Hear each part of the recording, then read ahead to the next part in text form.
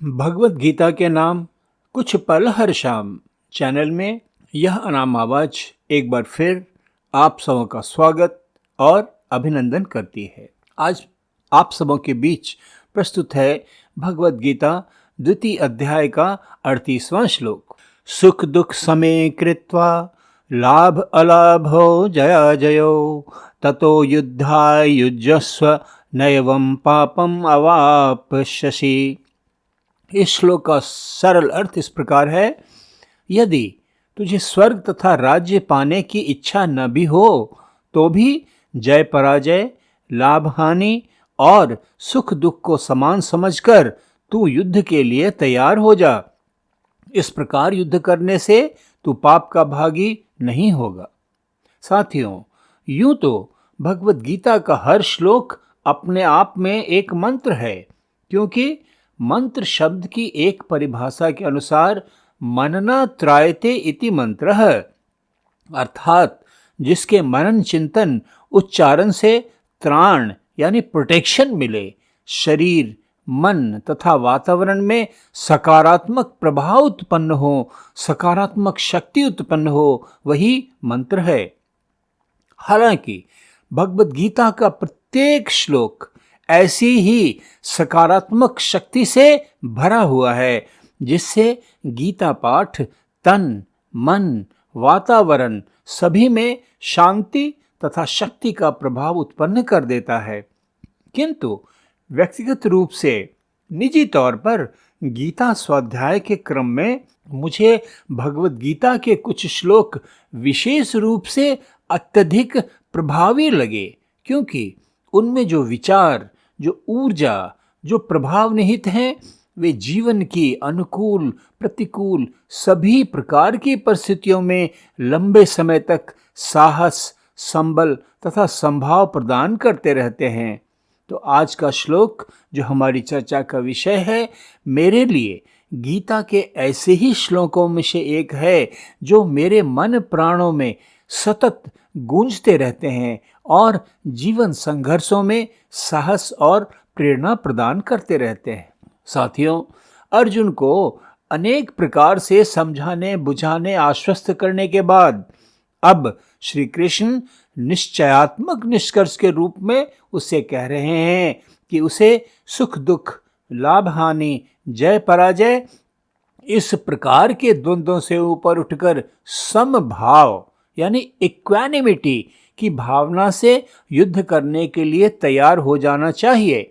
और श्री कृष्ण इसके आगे उससे यह भी कह रहे हैं कि इस प्रकार समभाव की स्थिति में रहकर वह जो भी कर्म करेगा, वे कर्म उसके लिए बंधन नहीं होंगे और उनके कारण वह किसी भी पाप का भागी भी नहीं होगा। श्री कृष्ण अर्जुन से यह बात विशेष रूप से इसलिए कह रहे हैं कि अर्जुन की व्यथित विक्षिप्त मनोदशा का सबसे बड़ा कारण तो उसके द्वारा युद्ध में स्वजनों तथा गुरुजनों के मारे जाने की संभावना है। भूत वर्तमान तथा भविष्य के ज्ञाता योगेश्वर श्री कृष्ण के लिए तो कोई दुविधा, कोई मोह माया नहीं है, क्योंकि वे तो जानते हैं कि प्रारब्ध के अनुसार जिन लोगों की मृत्यु का समय आ चुका है, वे सब लोग ही यहाँ युद्ध के लिए उपस्थित हैं और नियति ने अर्जुन को ही उनकी मृत्यु का कारण बनने का भागी बनाया है। इसलिए वे अर्जुन को स्पष्ट आदेश दे रहे हैं कि वह इस कायरता भरी मनोदशा से निकलकर युद्ध करने के लिए तैयार हो जाए। श्री कृष्ण तो योगेश्वर हैं ही। सुख दुख, लाभ हानि, मान अपमान, यश अपयश, जय पराजय, इन सभी प्रकार के द्वंद्वों से परे एक निर्विकार निष्काम कर्मयोगी। वे अर्जुन को भी इसी समभाव की मानसिक स्थिति में आकर न्याय संगत युद्ध करने के, अपने क्षत्रिय धर्म पालन करने का स्पष्ट निर्देश दे रहे हैं। साथियों, योग का एक बुनियादी प्रभाव यह भी है कि योग के माध्यम से मानसिक संतुलन, मेंटल इक्विलिब्रियम बनाए रखने का सतत अभ्यास करने से मनुष्य मानसिक द्वंद्वों, मेंटल कॉन्फ्लिक्ट्स तथा सांसारिक भ्रमों वर्ल्डली डेल्यूजन्स के प्रभावों से परे हो जाता है, मुक्त हो जाता है। भगवत गीता के इस अद्भुत उपदेश को पूरी तरह आत्मसात कर जीवन में उतार लेने से मनुष्य किसी भी द्वंद्व की स्थिति में संभाव तथा आत्मनियंत्रण की स्थिति में रहने की शक्ति पा लेता है और तभी वह अपने सभी कर्तव्यों का पालन बिना किसी भ्रम, बिना किसी संशय अथवा बिना किसी प्रकार की किंग कर्तव्य विमूढ़ता की स्थिति में पड़े उचित तरीके से कर पाता है। कोई भी सांसारिक मनुष्य यदि भगवत गीता के इस श्लोक रूपी मंत्र को आत्मसात कर अपने जीवन में पूरी तरह उतार ले तो उसका सांसारिक जीवन कितना आसान, कितना सहज हो जाएगा। साथियों, सोच कर तो देखिए, क्या हम सब सामान्य जगजीवों के जीवन को नर्क के समान बना देने वाले तनाव, कुंठाएं, हताशा, निराशा जैसी भावनाओं का कारण ये सारे द्वंद्व ही नहीं है?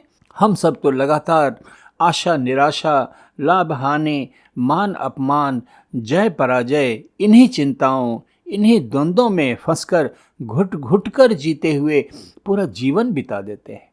श्री कृष्ण द्वारा अर्जुन को दिया गया यह मंत्र निश्चय ही हम सबके जीवन को पूरी तरह बदल देने की शक्ति रखता है। जरा कल्पना करके देखिए, भगवत गीता के इस श्लोक में वर्णित द्वंद्वों से ऊपर उठकर जीना सीख लेने की स्थिति में पूरी तरह तनाव मुक्त होकर हम अपने सांसारिक कर्तव्यों का पालन कितनी अच्छी तरह कर सकते हैं।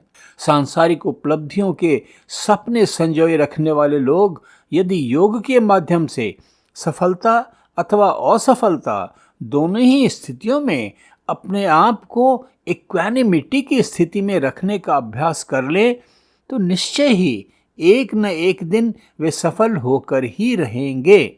वर्तमान युग तो प्रतियोगिता का युग है। जीवन के हर क्षेत्र में प्रतियोगिता है। जीवन की परिस्थितियां पल पल बदलती रहती हैं, लेकिन जीना तो हमें इसी संसार में है। तो साथियों, गीता का ज्ञान जीवन संग्राम से पलायन नहीं सिखाता, बल्कि अपनी पूरी क्षमता, पूरी शक्ति, पूरे संकल्प से हमें जीना सिखाता है। और वह जीना भी इस प्रकार कि जीवन में कोई तनाव न रहे, कोई द्वंद्व न रहे, कोई भी परिस्थिति हमारी आंतरिक शांति और संतुलन को भंग न कर सके। साथियों, आज का एपिसोड अब यहीं समाप्त करते हैं। भगवत गीता द्वितीय अध्याय के अगले श्लोक के साथ कल फिर आप सबों के बीच उपस्थित होऊंगा। धन्यवाद। नमस्कार।